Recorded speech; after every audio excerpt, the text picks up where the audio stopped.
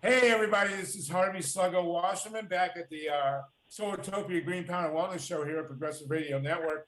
We're going to run through the hour. We got two great guests. This is not our Zoom call, our regular Zoom call on election protection. We got to get into back to our roots here in nuclear power.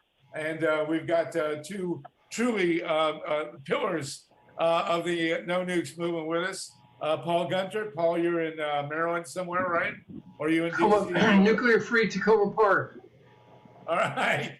We got that, the People's Republic of Tacoma Park.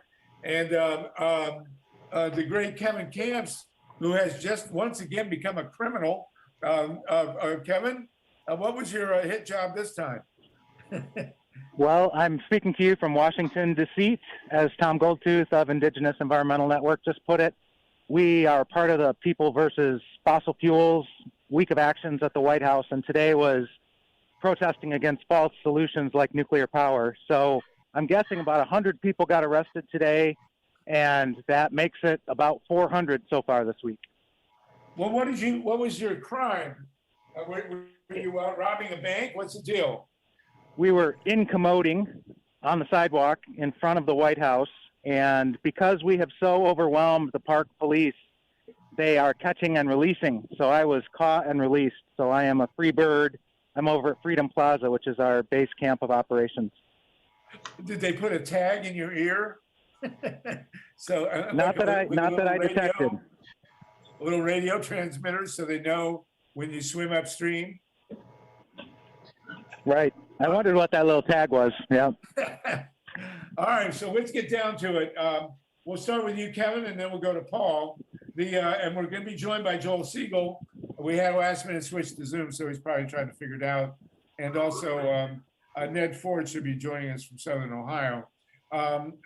Kevin, what specifically is in the Biden legislation to bail out the ridiculous, failed, dangerous, and catastrophic nuclear power industry?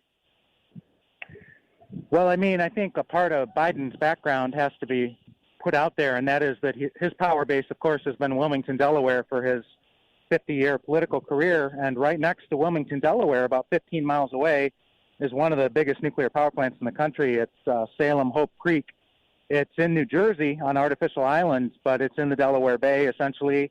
And Biden and Carper and many a Politico from Delaware know who butters their bread, and so they are pro-nuclear. And what's very ironic about that is that on the calculation of reactor accident consequences that the Nuclear Regulatory Commission tried to hide but didn't get away with it, some of the worst casualties in the country if there's a meltdown at a reactor are right there because the capital of the state of Delaware is so close by.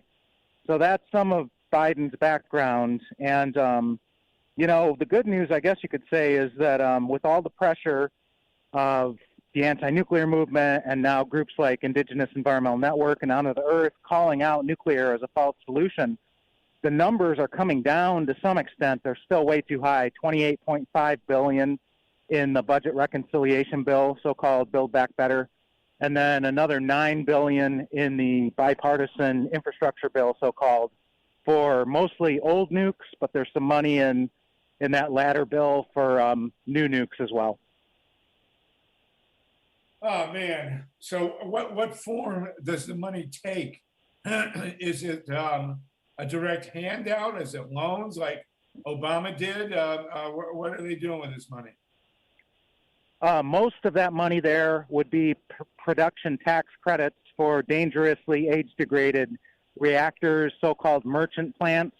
So some of the companies that would most benefit include the regular suspects, the usual suspects, Exelon of Chicago, First Energy of Akron, Ohio, NextEra of Florida and New England and Wisconsin. So these so-called merchant reactors are standing to make a killing. And something that really needs to be focused on is the fact that little to none of that money will be used for major repairs or replacements of safety significant system structures and components. The vast majority of that money will simply go to executive salaries and to shareholder returns. That's unbelievable. It's really unbelievable. Are there any major opponents to this handout? Yes, in the absolutely. Congress? Oh, in the Congress. Well, I guess we're still working on that. We do look to, half-century-long champions like Ed Markey to do something. We're looking to people like Bernie Sanders, whose focus is great on trying to help low-income people in this country with basic social services. Well, close to $40 billion can be transferred away from this filthy rich industry that's already gotten, not hundreds of billions, but more like trillions of dollars in subsidies and bailouts from the American people in the past. And here they go again. They want 40 billion more this time around. That money could go to much better purposes, of course. Unbelievable.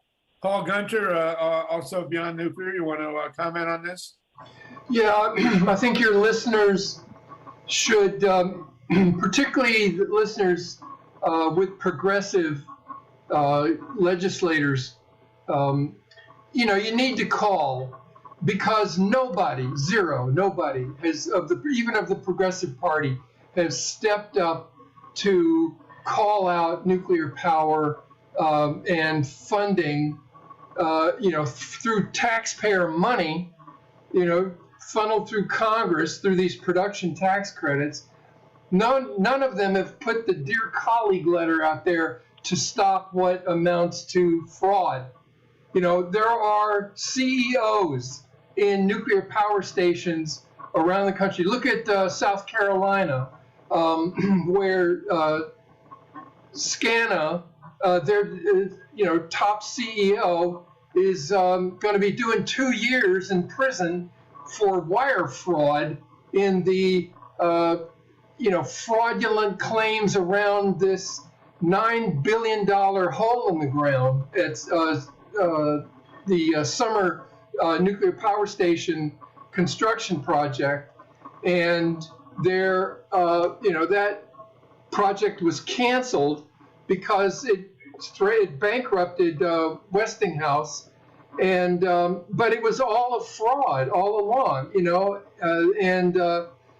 so the same is happening in other states like Illinois, where the government is embroiled in bribery to get credit to nuclear power stations that are uneconomical and should be closed, and would close were it not for, again, what is apparent fraud.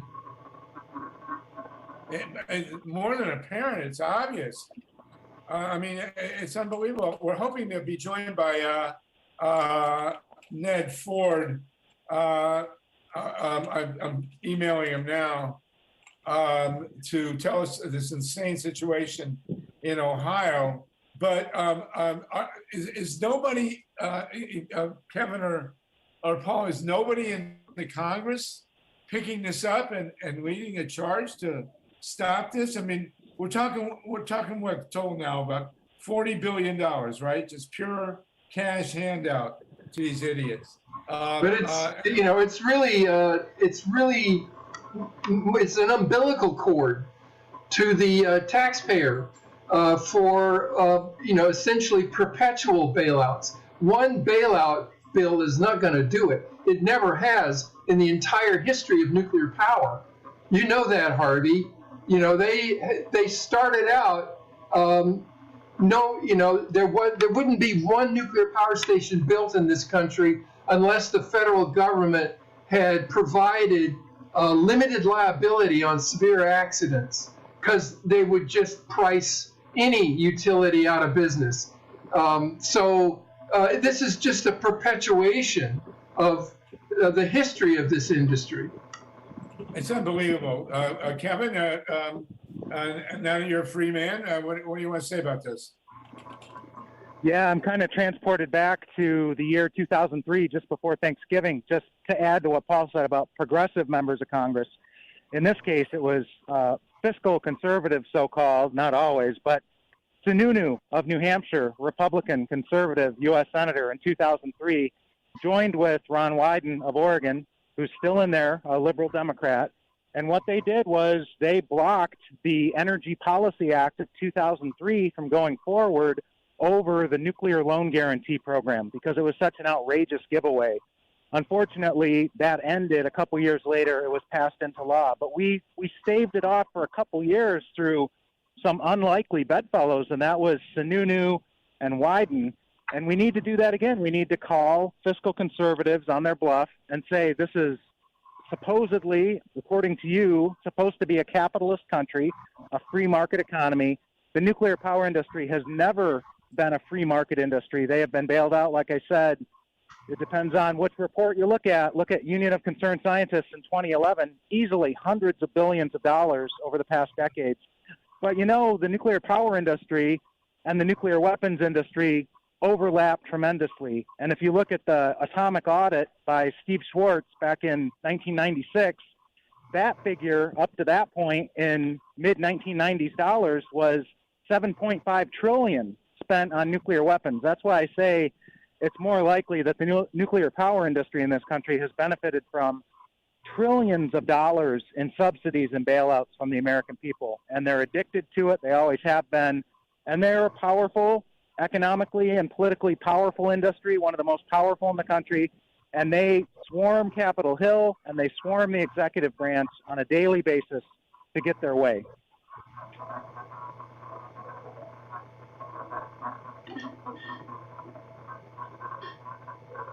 Harvey, you're mute. There we go. I muted myself to welcome Joel. Can you hear me now? Can you hear me now? Yes. I always love how people, when they're speaking, they say, "Can you hear me?" If they can't hear you, what's the point? Anyway, you can hear me, right? Okay, so it's all this screaming and yelling and cinema and mansion. A nickel here, a dollar there, and they're not talking about these nuclear things. I mean, it just really angers me. Now, you guys were around in 2007 when we came in. There was a $50 billion loan package on the table, and we had a big grassroots movement, and we were joined in the Capitol by Bonnie Raitt, Jackson Brown, Graham Nash. John Hall was a congressman at the time, and we killed it. We killed the $50 billion package. And now you got the whole country in an uproar over this. And by the way, before I lose track, I want to say one thing. This really angers me. They're calling this a $3.5 trillion package, but it's a 10-year program. So it's actually $350 million a year, right? Or $350 billion, whatever it is. What is the military budget for the next 10 years? Why aren't they calling the military budget a $100 trillion package or whatever it is? I mean, it's ridiculous. No, it's 10 trillion.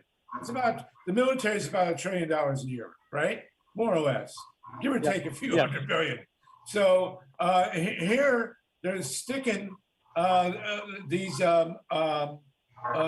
people programs for human beings and the environment with a $3.5 trillion price tag when it's a 10-year program, but somehow the military budget is only $1 trillion, when in fact it's $10 trillion if you're going to put it over 10 years. Anyway, small gripe there. So, Joel Segel, we need people in the Congress to rise up. We don't have, I don't see a single champion in the House or the Senate who's screaming and yelling about these nuclear subsidies, this handout. I mean, do you know anybody? Joel Segel, you're the great veteran of the Congress. Who inside is going to kill this program? Hey, Brother Harvey, how are you? Good, Joel. How are you? Good to have you with us, Joel Segel. Yeah, I mean, the science of Congress, I worked there from 2000 to 2013 with the great late John Conyers, one of the greatest members of Congress that I ever had the pleasure to work for. There's really 3 steps to making changes in policy in the Congress. First, you got to have a coalition of conscience. Second, you got to go to the Progressive Caucus. That's where you're going to find your support. And there are a lot of members of Congress, whether it's, Ro Khanna, it would be someone who, Ted Lieu. There's many members of Congress. And then once they see there's a constituency to back them if they go on the House floor for a speech or they send out a dear colleague, then they'll have the courage to do it. Let me tell you where the fear level is right now. The fear level regarding nuclear power is that given the threat of climate change, we're going to need, even James Hansen has been saying this, right? Is that we're going to need to have nuclear power. And this, so that's one of the things that we have to deal with. Number two, we have to deal with making sure there's not an expansion of new nuclear power plants because they're unbelievably expensive. They're very dangerous. Scientist Lester Brown says it can take 10 to 15 years for a plant to go online. And Professor Mark Jacobson out of Stanford is saying, let's make sure that there's no fossil fuel subsidies, especially nuclear. I think we can do it, but we got to convince these members of Congress that you can go solar, you can go wind, you can do geothermal, you don't have to go nuclear, and that's the challenge. Well, I will say that the New York Times yesterday had on the front page that Biden is opening up leasing for offshore wind farms. But if you look at it closely, they're not going to get the basic paperwork done until 2025. And, so yeah, offshore wind will be great. But, these subsidies are just going to kill us. I will think in 2007, and Paul and Kevin, you were both there with this, Nancy Pelosi stepped up. Of course, you haven't lived until you walk through the halls of Congress with Bonnie Raitt. I mean, I got to tell you this one story. I spent the day with Bonnie walking around, and all these Congress people were like, kissing the ground she walked on. And so we were sitting in the congressional cafeteria there with Diane DeGette and a couple other congresswomen. And I went to the restroom, and this Mississippi congressman followed me into the restroom. And he said, "Is that Bonnie Raitt?" And I said, "Yeah, that's Bonnie Raitt." And he said, "Can I meet her?" And you got to remember, I'm standing there in the men's room. And I said, "Well, are you anti-nuclear?" And he turned around and walked right out of the restroom, man. That was the end of that conversation. So, but anyway, we beat that at Markey, Barbara Boxer, Byron Dorgan, Harry Reid. They all stepped up, and they killed the $50 billion subsidy. Now, it was coming from Bush, so there was a partisan dimension there, and Pelosi had just become Speaker of the House. But, this time, who do we got? Who's going to kill this in the Congress? Harvey, you think? I just want to fill out the rest of that history in 2007. Yes, indeed. Earlier in the year, blocking the $50 billion was a huge victory. But what happened at the end of 2007, on December 23rd of 2007, when most of the country was busy with other things called the holidays, Congress did pass a $22.5 billion nuclear power loan guarantee program. And then in the years that followed that, we continued to fight against expansions. And in fact, in the American Recovery Act, when Obama came into office, again, we faced another $50 billion expansion. That would have taken it up to more like $75 billion. And we stopped it. And we kept fighting it for year after year after year. And we kept it at the 22.5 that they passed, in the dead of night during the holidays, which is when they do some of their worst nuclear legislation. They do it in the week between, Christmas and New Year's many times. And in this particular case, it was $22.5 billion. And just long story short, so far they've dispersed about $12 billion of that to the Vogtle Units 3 and 4 new construction project. That's where the money has gone, $12 billion. So that means there's another $10.5 billion sitting in a fund for nuclear power loan guarantees waiting to be dispersed. So we're going to have to be vigilant to try to prevent that. And Joel, you have now, of course, we got to blame Obama. He put 8.3 billion into Votel, and then Trump came in with another 3.7 to get it up to 12. And Votel is a total catastrophe. They'll be lucky. Well, we'll be unlucky if they even open the damn thing. And they're at close to $30 billion now. Isn't that right, Paul? I mean, it's $30 billion price tag on the last two reactors under construction. Right. That's probably the bottom line. You know, there's the money trail is pretty obfuscated, but on the record, it's close to $30 billion now. It's unbelievable, unbelievable. And Joel, you've just become the head of a national coalition for the homeless. How much good could we do with that money to alleviate the homeless problem? You could basically end it. Right. So they're going to build these nuclear units where you could take 60,000 people off the streets in LA. Let me give you a few numbers. So the defense budget used to be 780 billion per year, but then the CIA has a black budget, which is probably 30 to 40 billion. Then you got Homeland Security budget. So I think you're right. I'd say it's about $1 trillion. Here are some of the numbers on ending homelessness. If you cut out 2 battleships, it costs about 10 billion each. And you got 20 billion, that basically will provide housing for all the people who need it. We're about 7 million units short of housing. So this nuclear subsidy, which is absolutely ridiculous, in my opinion, the subsidy is given for one reason and one reason only, and that's to get campaign contributions. No one can tell me that whether it's Duke Energy, which is down the street from where I live, or these large power companies who make, literally, billions of dollars, why do they need a subsidy? Subsidize the people who don't have housing, don't have health care, don't have a job. People like in my family who can't live off their Social Security check. We need a revolution of values in this country where we're prioritizing we the people, not we the nuclear power industry. They do, and then we'll have to go back old school, Harvey. We're gonna have to find a Bonnie rate the way you did it back in the day and was so successful. We're gonna have to replicate those strategies. I think Representative Jim McGovern in the House would be our best ally.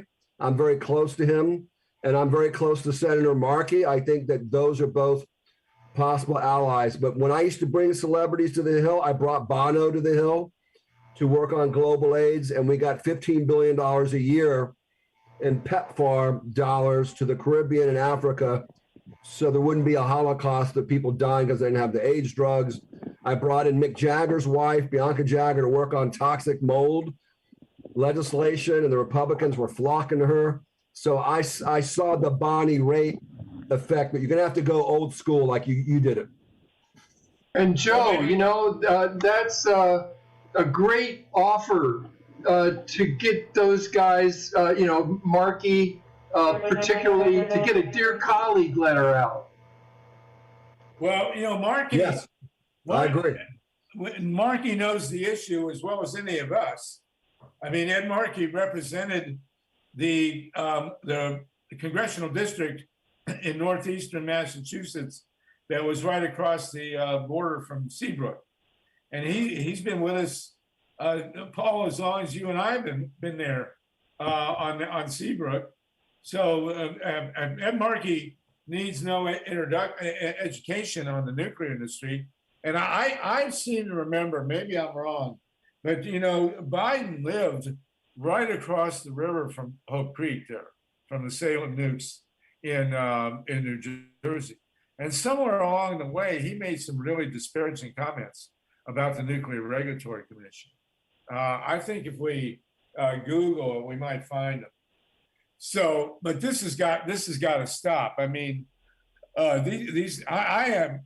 believe that the 93, I believe it's 93, right, Paul or Kevin? We have 93 reactors still going in this country, right? Yeah, 93 still operating. What is it, Kevin? 93 still operating. Right. Although, we don't know since the show started how many of them have blown up. But, or closed. I mean, really, they're standing in line to close right now. That's what this bailout is all about, Harvey. Is they need to keep uneconomical reactors going that are getting so old. Joel, you mentioned Duke, right? They're just down the street or next door or whatever. But they've one of the big the idea of this bailout is to keep plants like Oconee going in South Carolina.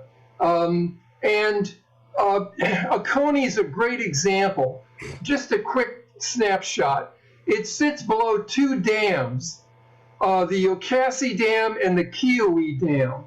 So when they licensed Oconee, it was the Atomic Energy Commission, which was the biggest promoter, not regulator, of safety. And it's clear, it's clearest when you look at Oconee, because here's Duke Energy.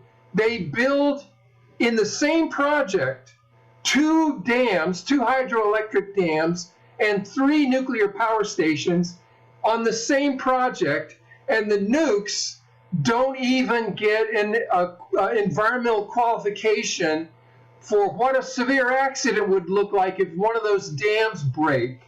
So Duke was licensed, these 3 nuclear power stations were licensed without qualifying safety in the event the site gets inundated. And the studies that have come out since show that they would be underwater 18 and a half feet if Yocassee broke.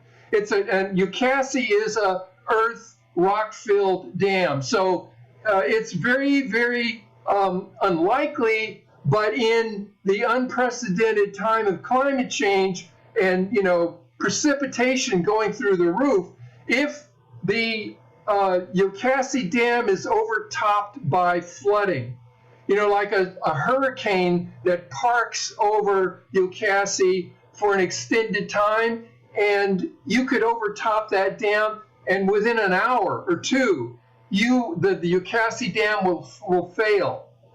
And that it will send a wall of water, the equivalent of 6 Mississippis, down the southern slope of the Appalachian Mountains into and slam in to the Kiowa Dam, and the Oconee nuclear power stations are built right into the side of the Kiowa Dam, which uses hydroelectric power for emergency power backup. Oconee was never built with emergency diesel generators. They're going to use the dam, but a single event, this is called single, common mode failure is what it's called. But a single event like a dam break at Yocassee will take out the emergency power and inundate the Oconee site under 18 feet of water, and it's assured they will melt that thing down just like an inland tsunami, like Fukushima. 3 reactors blew up because of the same scenario, but in this case, it's not a tsunami, it's a dam break. Unbelievable. Can I respond to that, Harvey? First of all, Paul, thank you for that professorial treatise, because I did not know this. If you study the work of Michael Mann, the preeminent scientist in the world on climate, Dire Predictions, I think probably the best book I've read on climate change. He's predicting that in the East Coast, there will be precipitation like we've never seen before, which is what you just articulated.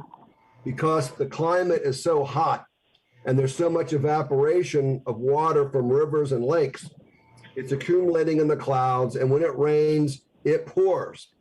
Then there's what's called the stalling effect, that storms now, instead of crossing over an area of Mecklenburg County where I live, it stalls because the jet stream has been altered due to, you know, the heat of the earth. What you just said was the equivalent of putting a nuclear reactor on the San Andreas fault. Oh, Exactly. who would ever do such a thing? Yeah, that would never happen in my lifetime, but you're really pointing out, Paul, something in law we call that the death knell argument, or in Congress we called it the poison pill. Right. That is the most devastating argument that I've ever heard about why we have to discontinue nuclear power in areas where there's concentrations of water. I've never heard anyone talk about it. I wish you would do an editorial, and I will try to get it into some of the North Carolina newspapers. Right. Well, here's the deal. Let me just say real quick, we've got Duke by the tail because they want to extend the operating license of Oconee out to 2053 and 2054. And they've got to go through an NRC licensing process. And we just got standing in the, before an Atomic Safety and Licensing Board to bring Duke out to disclose these documents. And our witness is Jeff Mittman, who is the nuclear engineer at the NRC, who did the risk analysis on the impact of a dam break at Yokassi on Oconee. So we're trying to get him before an Atomic Safety and Licensing Board to testify.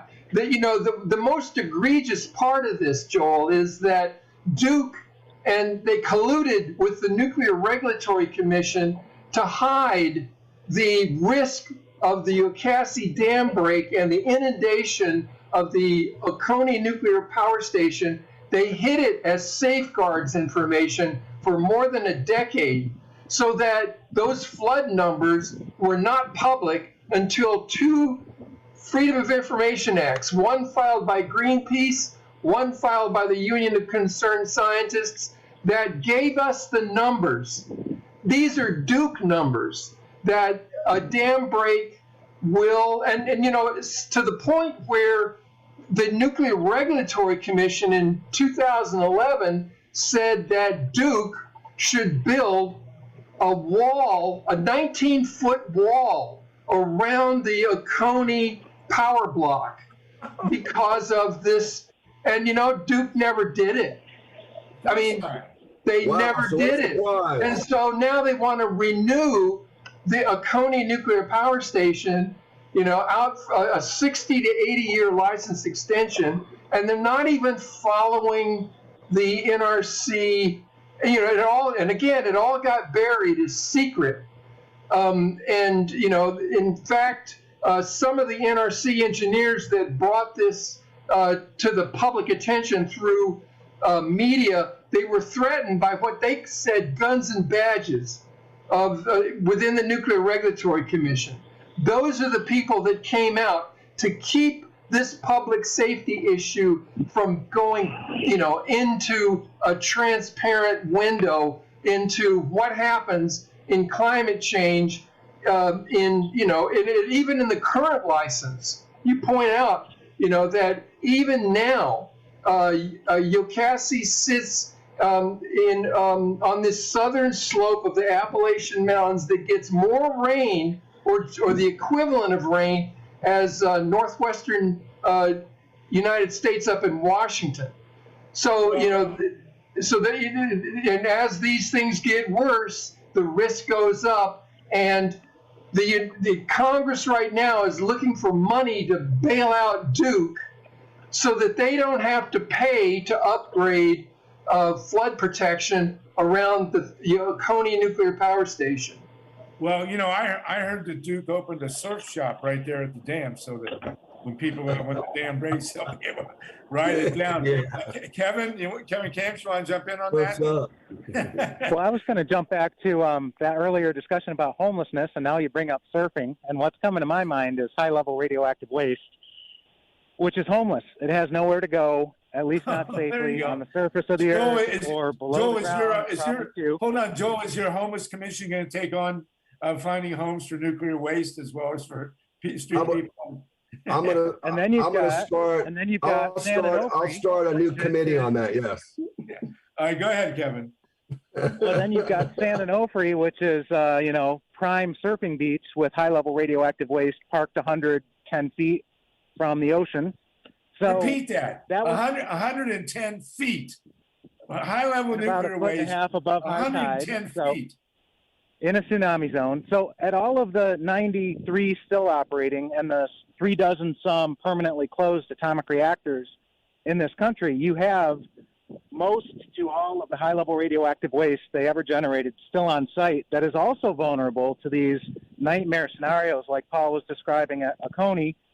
And I wanted to mention high-level radioactive waste because at the White House today, my sign was in honor of Grace Thorpe, the Sac and Fox woman who's an emeritus member of the NIRS, Nuclear Information and Resource Service Board of Directors, founder of National Environmental Coalition of Native Americans, and she devoted the latter part of her life to not only stopping a high-level radioactive waste dump targeted at her reservation, Sac and Fox in Oklahoma, but dozens more across the country. She traveled for years on end educating Native communities, don't take this money, it's poison, and she succeeded. All of those scores of proposals were stopped. And here we go again. Biden's energy secretary, Jennifer Granholm, the former attorney general and governor of Michigan, just this year, a couple times now, has said, we need to reach out to Native American tribal governments with financial incentives packages to get them to consider hosting high-level radioactive waste on their reservation. So it's just craziness. And that's why I wanted to honor Grace Thorpe today at this, calling out of false promises and false solutions to the climate here at the White House. And, it goes right to the administration, right to the energy secretary. An inevitable byproduct of this industry is forever deadly, high-level radioactive waste that we don't know what to do with. And Winona LaDuke of Honor the Earth, her joke about it, you were mentioning Bonnie Raitt, and Bonnie Raitt and the Indigo Girls and REM and all these bands joined with Winona LaDuke on the Honor the Earth tours. And during the, intermission between acts, Winona would get up there and educate the audience about the issues. And she said, the best minds in nuclear science have been hard at work for more than a half century to find an answer to this radioactive waste problem. And they finally got it. Haul it down a dirt road and dump it on an Indian reservation. So that's Right. what we're looking at. I want to call out Grace Thorpe. Grace Thorpe was the daughter of Jim Thorpe, probably the greatest American athlete ever. And I met her a number of times. And she traveled around with Jim Thorpe's Olympic medal and was, instrumental in getting him reinstated. They had this whole racist campaign to take his Olympic medal away. She was a great woman, Grace Thorpe. I feel very honored to have met her. Joel, go ahead. Joel Segel. No, I was going to say I worked for Jennifer Granholm. I worked with her in an attempt to stop the Detroit Medical Center from closing its doors. It was a trauma one center. It was the only hospital in Detroit that really dealt with the underserved. I call them the oppressed, predominantly Black majority of Detroit. But Granholm wanting to put nuclear waste on Indian reservations, to me, is so out of character for the person that I worked with for so many years. I'm stunned and I'm shocked. Do they want to put it in the casinos? Yeah. Well, then they won't have to pay electricity to light them up. They just glow in the dark. But I mean, I think Native Americans have suffered enough. We stole their land. We've impoverished them. Now all they need is, radioactive waste leaking in, to the water table. And, you've just articulated why we can't use nuclear. It's because we don't know where to store the waste. Yeah, You know? that seems to be a universal. I followed the comments in the Times about the wind energy, proposals, and there's, as always, there's nuclear discussion, and it's insane. I do want to say, Paul and Kevin, you guys know this very well. Oconee is not the only nuclear plant downriver from dams that could break, right? I mean, we're looking at inland tsunamis here. How many are there? The NRC has identified 18 units below major dams. You know, like Columbia Nuclear Power Station up in Washington sits below a huge hydro dam, and there's sinkholes around that particular facility as well. So, but it again, it comes down to this, guys. We're dealing with a criminal element. That's the problem. And the criminal element that has been in politics for a long time. I don't know. I don't ever remember a time, but there's a tug of war right now that we've got to win, and it means that we need to restore integrity. This is particularly with the Oconee situation. I will say that our expert witness is he's a retired NRC regulator, but he demonstrates that there are in regulation and in government there are voices of integrity and that are conscientious about things like liberty, things about transparency, and putting public interest over financial profit margins.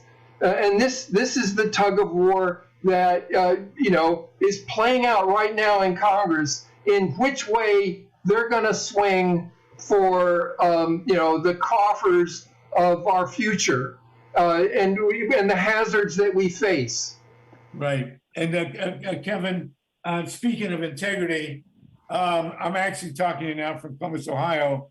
The scene of the crime of the astonishing $61 million bribe that the utilities in the North paid Larry Householder, the Speaker of the Ohio House, to get subsidies for the 2 reactors on the lake.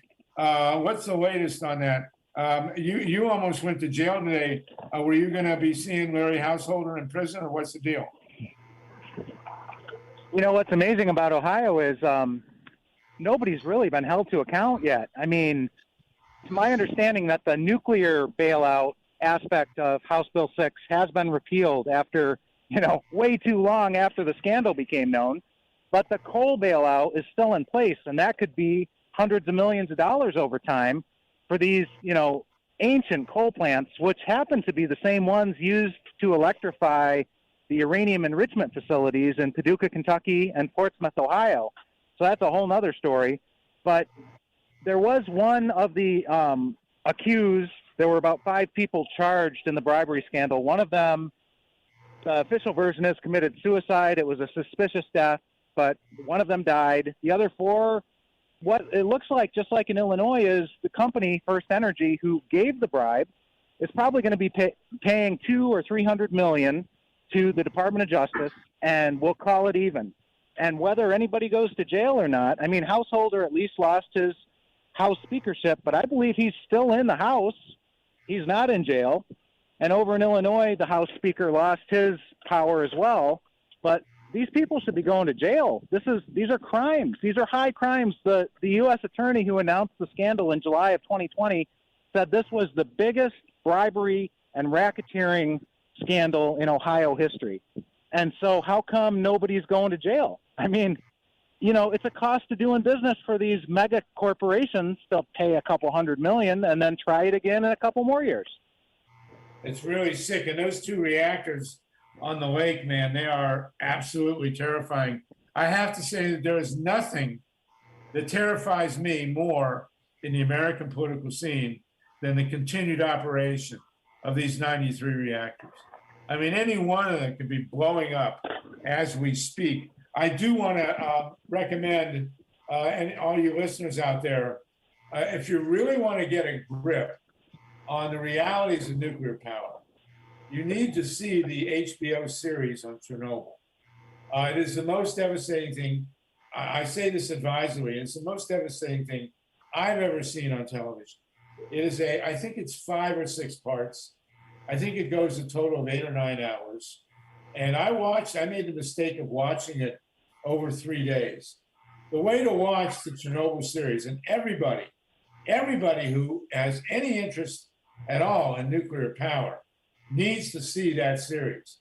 I mean, it's devastatingly accurate and extremely well done, and the most disturbing thing I've ever seen on television. So the way to do it is don't watch it alone. Get it with a friend or two.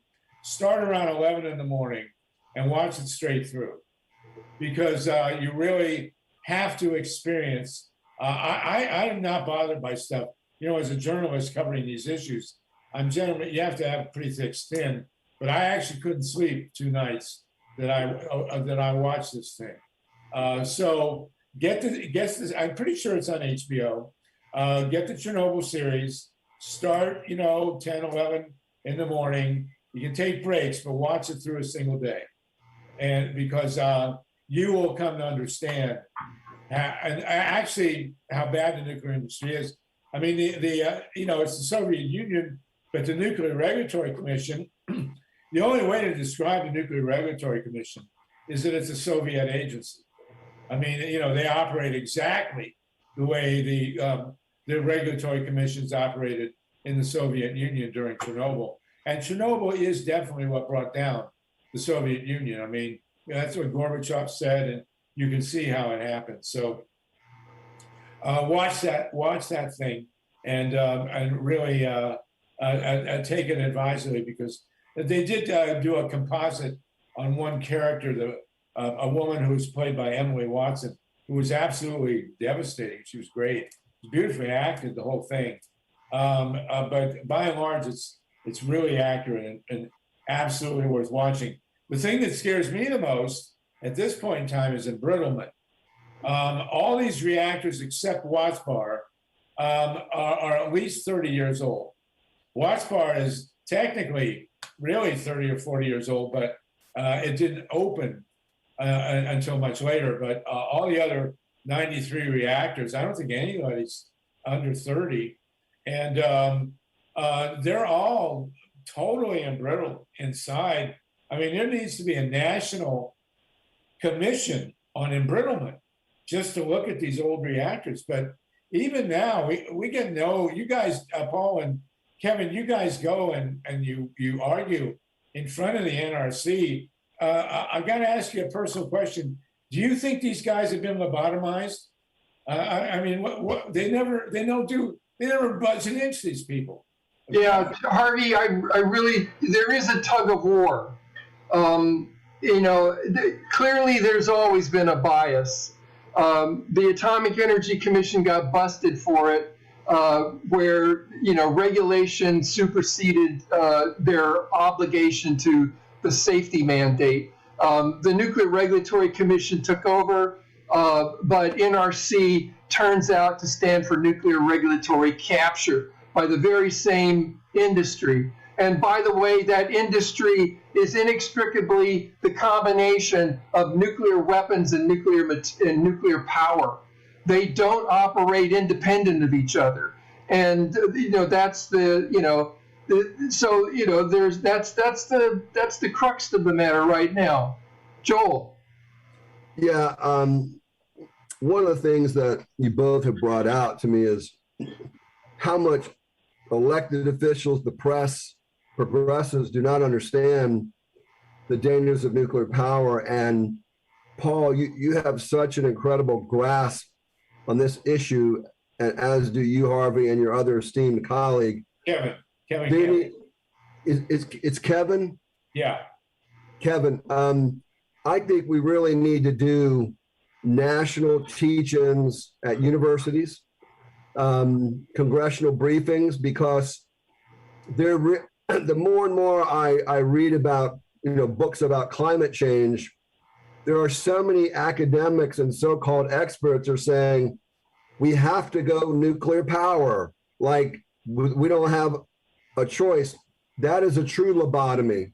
If and as Paul Krugman would say, intellectual confusion, when we know that scientist after scientist, engineer after engineer, expert after expert, including you, Harvey, is saying Solartopia, solar, wind, geothermal, if possible, with battery storage. Why then is this? I'm going to ask Paul this question. Why are they still advocating for nuclear power? It's dangerous. It's expensive. When you can have clean, renewable energy that is safe, a windmill, it will not blow up, and a solar panel will not blow up. So where's the disconnect here with the so-called experts? Yeah, Paul and then Kevin, and we're actually close to being out of time. You guys are really great. Let me just say real quick that the academic reports coming out now are, and admissions by nations like the United Kingdom, is that nuclear power and nuclear weapons, the military and the civilian are the same supply line. It's the same education pool, and they don't operate separately from each other. It is, this trafficking of nuclear materials that take the form of nuclear fuel, nuclear bombs, and nuclear waste. The mafia is key in moving nuclear waste around. That's my big concern. That again, that all three of these areas are again, they're involved in criminal activity, from fraud to criminal negligence, and therein lies our struggle, because this is an industry of lawlessness. Seriously, they've never had the right to make nuclear waste for which there is no plan for its management and protection of our resources. They never did that, and they still haven't. Thank you, Paul. Kevin KAMPS. I was gonna quote Peter Bradford of Union of Concerned Scientists Board of Directors on trying to solve the climate problem with nuclear. He points out that you don't turn to caviar to try to solve the global hunger problem. Nuclear is too expensive. It takes too long. It's a non-starter. But besides that, we've talked about some of the problems: weapons proliferation, the dilemma of what to do with high-level radioactive waste, the front-end impacts on indigenous peoples when uranium is mined and milled. The list goes on and on and on. Yeah, and what kills me is that nobody ever points out how much heat a nuclear reactor creates.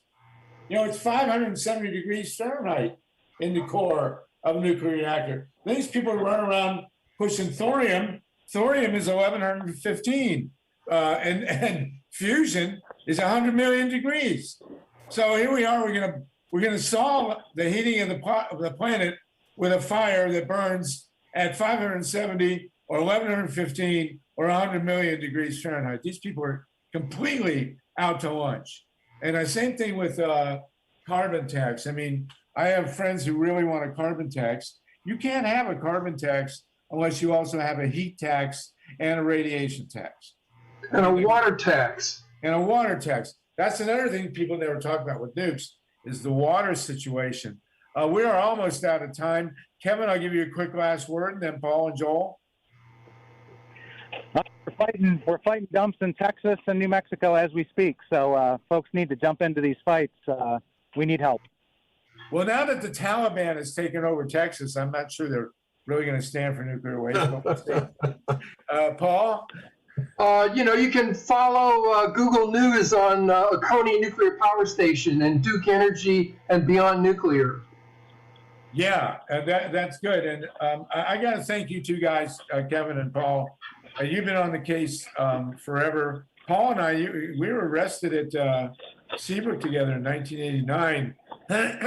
You must have been just a teenager at the time, but and Kevin, We choose our outlaws carefully. Yeah, and we have had tremendous success in this movement. In 1974, we were just getting going. Nixon said there'd be 1,000 nukes in the year 2000, and in the year 2000 there were 104. We're down to 93, but that's, we got to get these reactors shut. And Joel, you being the veteran of the Hill here, we got to get these subsidies out of this. It's amazing that nobody is paying attention to it, but they're yelling and screaming over every nickel and dime in this thing. And here they are handing another 40, 50 billion to this nuclear industry. Give us a word here. Well, I mean, I'm organizing a press conference with the National Coalition for the Homeless next week, and I'll be flying to DC. I'll be speaking on the need not to cut $300 billion out of affordable housing from the budget, from this soft infrastructure bill. Perhaps what I can do is say, why don't we shift that $70 billion and the subsidy to the nuclear energy, which is what I am going to say since I've been on the show, and use that for affordable housing for people stuck in homeless shelters in a COVID-19 pandemic and 11 million about to be evicted from their homes. Let's use that subsidy for housing, not for nuclear power. I am going to say that because of your help. That's a great thing, a great connection. You should invite Kevin and Paul to that press conference. Ask them if they want to resettle people in abandoned nuclear power reactors with those domes there. So thank you so much. You guys have been great. Kevin KAMPS, I'm glad you were not in jail. Paul GUNTER, you're always a brilliant genius on this, both of you guys. JOEL SEGAL, this is a good connection to make. This has been, thank you, the crew in New York. Much appreciated. This has been the Green Power and Wellness Show on the Progressive Radio Network. I have been Harvey Sluggo Wasserman. Next week, we'll be back with our 68th Zoom call on election protection, the Grassroots Emergency Election Protection Coalition. Thank you, everybody. We'll see you next week. And no nukes.